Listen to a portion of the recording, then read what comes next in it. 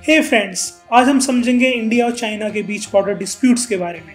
India China के साथ around 4050 kilometre boundary share करता है, जो 3 सेक्टर्स में डिवाइडेड है। वेस्टर्न सेक्टर में लद्दाख, मिडिल सेक्टर में Uttarakhand and Himachal Pradesh, eastern sector में सिक्किम एंड अरुणाचल प्रदेश। आइए अब समझते हैं कब और कैसे इन बॉर्डर डिस्प्यूट्स की शुरुआत हुई। 19th सेंचुरी में रशिया बहुत तेजी से अपने नेबरिंग कंट्रीज पे कैप्चर कर रहा था और उसी दौरान उसे ऐसे वाटर पोर्ट की तलाश थी जो विंटर में जमता ना हो, क्योंकि रशिया में ज्यादातर पोर्ट विंटर में फ्रीज हो जाते थे। जब ये ब्रिटिश इंडियन गवर्नमेंट को पता चला तो उन्होंने रशिया से बचने के लिए अपने नॉर्थ के रीजन में डिफेंस लाइन बनाने का डिसाइड किया। 1865 में विलियम एच जॉनसन नाम के एक सिविल सर्वेंट थे सर्वे ऑफ इंडिया के, जिन्होंने जॉनसन लाइन प्रपोज की, जिसके अकॉर्डिंग अक्साई चीन का ज्यादातर पार्ट इंडिया के अंडर आया।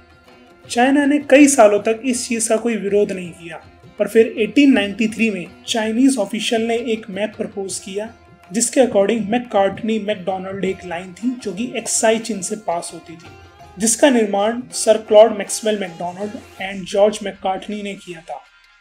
1899 में ब्रिटिश इंडिया ने एक और मैप प्रपोज किया जिसमें दोनों लाइंस को दिखाया गया। 1911 में चाइना की सेंट्रल पावर कोलैप्स हो गई और फिर ब्रिटिश ऑफिशियल्स जॉनसन लाइन को ही एक रेफरेंस लाइन के तौर पे यूज करने लगे। फिर 1917 से लेकर 1933 तक गवर्नमेंट ऑफ चाइना ने भी अपने पोस्टल एटलस ऑफ चाइना में भी एक्साई चीन की बाउंड्री को जॉनसन लाइन के अकॉर्डिंग ही दिखाना शुरू कर दिया। और फिर इंडिपेंडेंस के बाद से ही इंडिया ने भी जॉनसन लाइन को भी as a reference line use करना स्टार्ट कर दिया। ईस्टर्न सेक्टर में मैकमोहन लाइन की बात करूं तो 1913 से 1914 के बीच ग्रेट ब्रिटेन, चाइना और तिब्बत ने कॉन्फ्रेंस करी शिमला में ब्रिटिश इंडिया, चाइना और तिब्बत के बॉर्डर के रिगार्डिंग। ब्रिटिश इंडिया ने इंडिया और तिब्बत का मैप ऑफिशियली इंट्रोड्यूस किया, जिसमें चाइना ने अपोज किया और वो वहां से चला गया। तभी फिर हेनरी मैकमोहन, जो कि एक ब्रिटिश एडमिनिस्ट्रेटर थे, चाइनीज ऑफिशियल्स की एब्सेंस में एक बायलैटरल एग्रीमेंट किया इंडिया और तिब्बत के बीच, जिसमें मैकमोहन लाइन को एक ऑफिशियल बाउंड्री मान लिया गया। दोस्तों, इस एग्रीमेंट के बाद चाइना बहुत गुस्से में आ गया था, क्योंकि वह तिब्बत को एक अपना ही रीजन मानता था और उसे लगता था कि तिब्बत को इंडिपेंडेंट कोई हक नहीं है कि वो किसी के साथ एग्रीमेंट कर सके। 1950 में चाइना ने तिब्बत पर अपना कंट्रोल कर लिया और फिर इंडिया को बिना बताए एक रोड बनाई शिनजियांग टू तिब्बत, जो कि एक्साई चीन से पास होती थी। इसी दौरान 1954 में इंडिया और चाइना के बीच पंचशील एग्रीमेंट हुआ, जिसमें 5 प्रिंसिपल्स थे, जैसे कभी एक दूसरे पे हमला नहीं करेंगे, एक दूसरे की संप्रभुता को मानेंगे।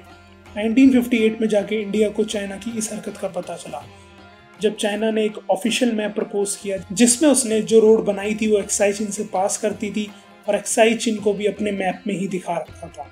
फिर 1960 में इंडिया ने फॉरवर्ड पॉलिसी अडॉप्ट की, जिसका चाइना ने बहुत टाइम तक विरोध किया और फिर 1962 में चाइना ने इंडिया पर वार घोषित कर दिया। इस वॉर के दौरान चाइना ईस्टर्न सेक्टर में मैकमोहन लाइन को पार करते हुए तवांग पॉइंट तक आ गया था, जो कि अरुणाचल प्रदेश में स्थित है, और वहीं उसने वेस्टर्न सेक्टर में एक्साई चीन का कुछ पार्ट भी कैप्चर कर लिया था। इस वॉर के 1 महीने बाद चाइना मैकमोहन लाइन से अपनी आर्मी पीछे ले गया और एक्साई चीन पे उसने अपना कब्जा बनाए रखा।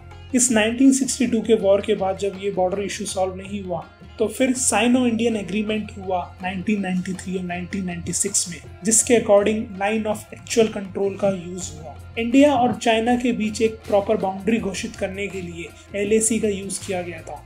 तब से लेकर आज तक इंडिया और चाइना के बीच कोई भी ऑफिशियल बाउंड्री नहीं मानी गई। इंडियन गवर्नमेंट आज भी जॉनसन लाइन ऑफ 1865 के अकॉर्डिंग अपनी बाउंड्री मानता है, और वहीं Chinese government Macartney MacDonald line of 1899 के अकॉर्डिंग। तो फ्रेंड्स, अगर आपको ये वीडियो पसंद आई तो please like, share and subscribe, and thanks for watching.